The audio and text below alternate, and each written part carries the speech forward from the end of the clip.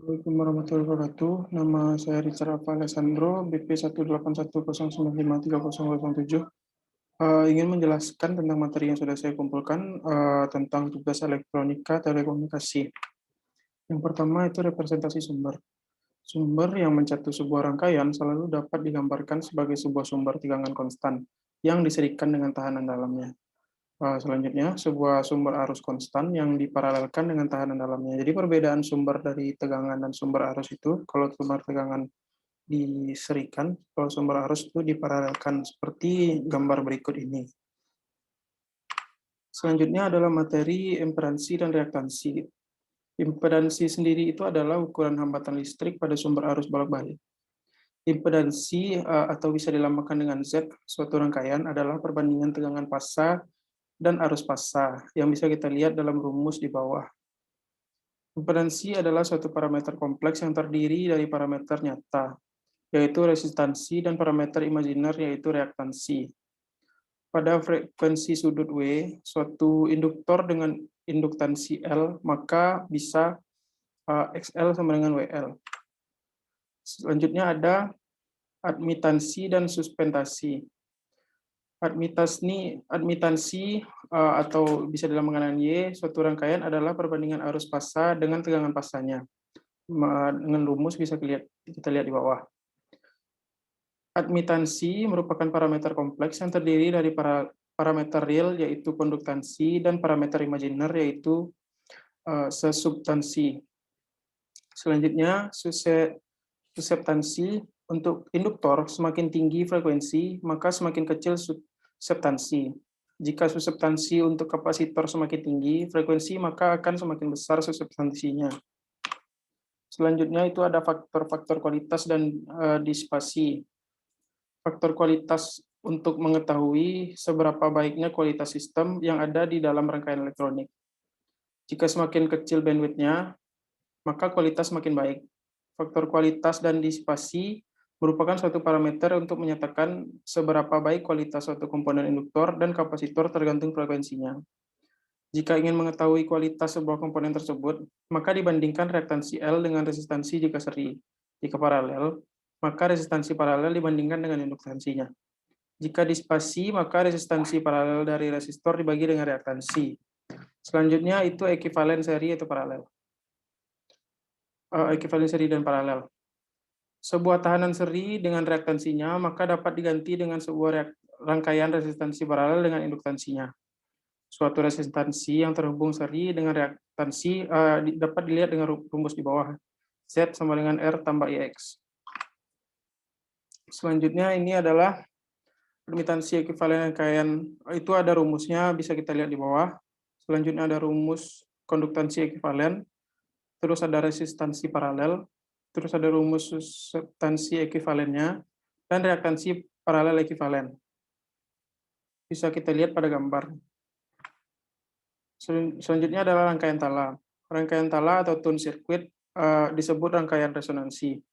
Fungsi utama dari rangkaian tala adalah yang pertama, filter atau pemilih. Yang kedua itu penentu frekuensi osilasi pada suatu osilator. Yang ketiga, jaringan penyesuaian impedansi. Pada dasarnya merupakan suatu rangkaian kompleks yang tersusun dari komponen utama, berbentuk induktor dan kapasitor yang memiliki suatu frekuensi resonansi. Rangkaian tala ini berbeda dalam keadaan resonansi bila impedansinya menjadi resistif murni atau admitansinya menjadi konduktif murni. Berikut adalah rangkaian dari salah satu contoh dari rangkaian tala.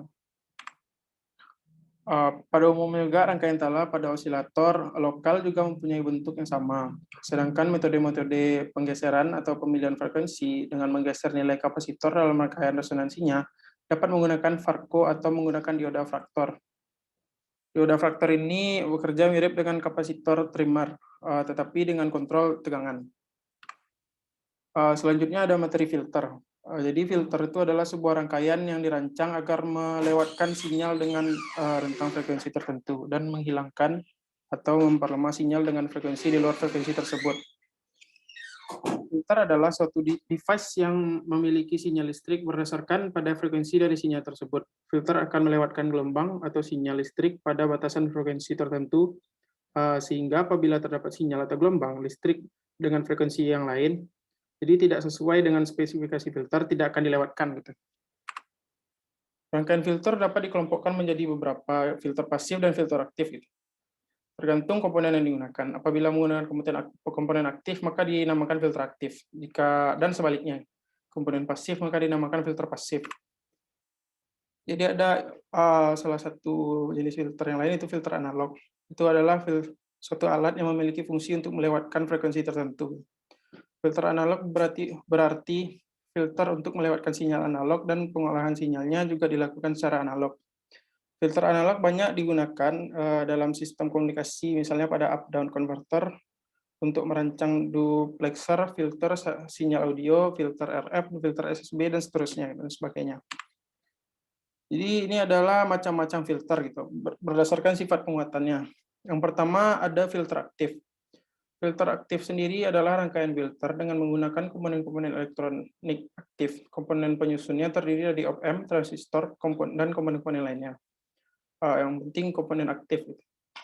Kelebihan dari rangkaian filter aktif ini adalah ukurannya lebih kecil, ringan, lebih murah, dan lebih fleksibel dalam perancangannya. Sedangkan kerugiannya adalah pada komponen dihasilkan panas. Terdapatnya pengaplikasian untuk frekuensi tinggi terbatas juga. Selanjutnya ada filter pasif. Filter pasif adalah rangkaian filter yang menggunakan komponen-komponen elektronik pasif saja, gitu. Di mana komponen pasif itu contohnya induktor, kapasitor, dan resistor. Kelebihan dari rangkaian filter pasif ini dapat tidak begitu banyak noise, gitu, karena tidak ada penguatan dan digunakan untuk frekuensi tinggi, sedangkan kerugiannya responnya baik. Keuntungan filter aktif dibanding filter pasif. Penguatan yang frekuensinya mudah diatur yang pertama. Selama op-amp masih memberikan penguatan dan sinyal input tidak salaku seperti pada filter pasif. Yang kedua, tidak ada masalah beban. Yang ketiga, harga. Umumnya filter aktif itu lebih ekonomis atau lebih murah daripada filter pasif. Nah, selanjutnya itu adalah berdasarkan daerah frekuensi yang dilewatkan. Jadi ada beberapa juga dibedakan filter. Yang pertama itu low pass filter. Jadi low pass filter ini akan melewatkan semua frekuensi sampai dengan frekuensi pancung atau cut off frekuensi dengan melakukan peredaman terhadap frekuensi-frekuensi tinggi. Yang bisa kita lihat gambarnya seperti berikut. Dipancung gitu frekuensinya, itu diredam. Selanjutnya itu high pass filter. Jadi high pass filter ini akan melewati frekuensi-frekuensi tinggi dan melakukan peredaman terhadap frekuensi-frekuensi rendah. Filter ini sangat berguna sebagai filter yang dapat memblokir komponen frekuensi rendah yang tidak diinginkan dari sebuah sinyal kompleks saat melewati frekuensi tinggi. Dan kita bisa lihat bentuk frekuensinya sebagai berikut gambar di bawah. Selanjutnya ada band pass filter. Jadi band pass filter ini sendiri melewatkan frekuensi yang ditalanya dan beberapa frekuensi yang berdekatan, tetapi meredam semua frekuensi yang lebih tinggi dan lebih rendah. Band pass filter digunakan terutama di nirkabel pemancar dan penerima, dan gambar frekuensinya bisa kita lihat di bawah. Selanjutnya ada band stop filter. Jadi band stop filter ini digunakan untuk meredam suatu frekuensi atau pita frekuensi yang kecil dan melewatkan frekuensi lainnya. Dalam prosesnya, sinyal filter ya ini filter yang melewati frekuensi paling tidak berubah, tetapi atenuates mereka dalam rentang tertentu ke tingkat yang sangat rendah. Ini adalah kebalikan dari filter bandpass. Dan gambar frekuensinya bisa kita lihat di bawah. Mungkin sekian dari penjelasan saya atas materi yang sudah saya kumpulkan. Terima kasih. Assalamualaikum warahmatullahi wabarakatuh, dan mohon maaf jika ada kesalahan.